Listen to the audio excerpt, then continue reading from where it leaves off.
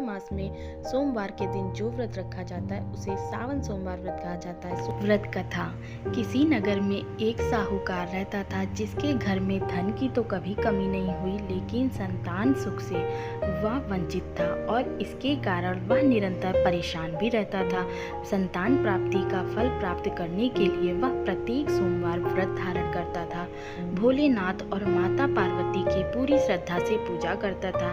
इसकी भक्ति से माता गौरी प्रसन्न होकर साहूकार की मनोकामना पूर्ण करने के लिए शिव जी के पास अर्जी लगाई। पार्वती जी की आग्रह से भोलेनाथ ने कहा, हे पार्वती, इस जगह में हर व्यक्ति को उसके कर्म के आधार पर फल की प्राप्ति होती है तथा जिसकी किस्मत में जो लिखा है उसे सहना पड़ता है। इसके बाद भी माता पार्वती ने शिव जी से उस साहूकार की भक्ति को स्वीकार करते हुए उसकी इच्छा पूर्ण करने के लिए फिर से उनसे कहा। ऐसा करने से शिव जी साहूकार को पुत्र प्राप्ति का वरदान तो दे दिए, परंतु साथ में यह भी कहें कि उस बालक की आयु सिर्फ 12 साल तक ही होगी। भगवान शिव और माता गौरी के संपूर्ण वार्तालाप को वह साहूकार सुन रहा था, जिसे सुनने के बाद ना तो वह खुश हुआ और ना ही दुखी। अतः वह जैसे शिव की आराधना करता था उसी तरह बस करता रहा। कुछ दिनों बाद साहूकार के घर एक पुत्र का जन्म हुआ और जब उस बालक का उम्र 11 साल हुआ तो उसे अध्ययन करने के लिए काशी भेज दिया गया। साहूकार ने अपने पुत्र के मामा को बुलाया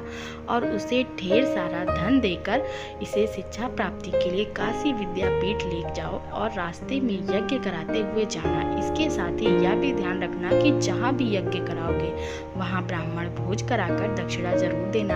इसी शर्त के साथ दोनों मामा भांजे काशी की तरफ निकल पड़े। उसी मार्ग में एक नगर पड़ा जहाँ किसी राजकुमारी का विवाह था, परंतु जिस राजकुमार से उसका विवाह होने जा रहा था वह एक आंख से अंधा था, जिसके बारे में राजकुमारी और उसके परिवार वाले नहीं जान रहे थे, क्योंकि राजकुमार के पिता ने अपने पुत्र के काना होने की बात को छुपाए रखा था और बात छिपाने के लिए कोई चाल सोच ही रहा था कि तब तक उसकी नज़र उस साहूकार के बेटे पर पड़ी। साहूकार के पुत्र पर जब राजा की नज़र पड़ी तो उसके मन में ख्याल आया कि क्यों ना इसे ही राजकुमार बनाकर यानी दूल्हा बनाकर राजकुमारी से विवाह करा दिया जाए। उसके बाद इसे खूब सारा धन देकर भेज दूंगा और राजकुमारी को अपने घर रख लूंगा। इस प्रकार उसने अपनी चाल के अनुसार उस बालक को दूल्हे की तरह सजाकर राजकुमारी के साथ विवाह करा दिया। और साहूकार का बेटा इतना ईमानदार था कि मौका हाथ लगते ही उसने राजकुमारी की चुन्नी पर लिख दिया कि तुम्हारा विवाह जिस राजकुमार से होने जा रहा था वह एक आंख से काना था और मैं तो काशी पढ़ने के लिए जा रहा था। बीच रास्ते में जबरदस्ती मुझे पकड़कर विवाह में बैठा दिया गया। इस तरह राजकुमारी ने चुन्नी पर लिखी पूरी बात को अपने माता पिता के सामने रखा तो राजा ने अपनी पुत्री को विदा न करने का फैसला लिया। एक और साहूकार का पुत्र और उसका मामा काशी पहुंचकर यज्ञ का आयोजन किया। उस दिन साहूकार के बालक की आयु 12 वर्ष की हुई। शिव जी की वरदान और शर्त के अनुसार कुछ ही देर के बाद उस बालक ने अपनी प्राण त्याग दी। भांजे को मृत देखकर मामा का विलाप शुरू हो गया। संयोग ऐसा था कि उसी क्षण माता पार्वती और भगवान शिव उधर से गुजर रहे थे। माता पार्वती ने भगवान से आग्रह किया, हे स्वामी, मुझे इस प्राणी के रोने का स्वर सहन नहीं हो पा रहा है, कृपया आप इसके कष्टों का निवारण करें।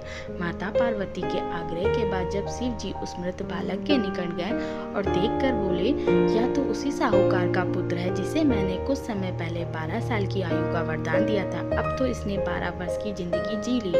वरदान के अनुसार आयु पूर्ण हो चुकी है। अतः मार्त भाव से युक्त माँ गौरी ने कहा, हे महादेव, कृपा कर आप इस बच्चे की आयु और बढ़ा दें, अन्यथा इसे खो देने के दुख में इसके माता पिता भी तड़प कर मर जाएंगे। पार्वती जी के इस अर्जी पर महादेव ने उस बालक को पुनः जीवित करने का वरदान दे दिया। वह अपनी शिक्षा पूरी करके अपने मामा के साथ घर वापस लौटने की तैयारी करने लगा। वापस लौटते समय मामा भांजे उसी नगर में पहुंचे जहां उस बालक का राजकुमारी से विवाह हुआ था और इस दौरान राजकुमारी के पिता ने उसे देखकर पहचान लिया और उस बालक की महल में खूब खातिरदारी और स्वागत किया। राजकुमारी को उसके साथ विदा कर दिया। इधर साहूकार और उसकी पत्नी कब से भूखे प्यासे रहकर अपने बेटे की राह देख रहे थे। दोनों ने प्रण लिया था कि अगर वह अपने पुत्र की मृत्यु का समाचार सुनेंगे तो अपने शरीर का त्याग कर देंगे, लेकिन बेटे को जीवित रहने की समाचार सुनते ही वे बेहद खुश हो गए और उसी रात्रि को भोलेनाथ ने साहूकार के सपने में आकर कहा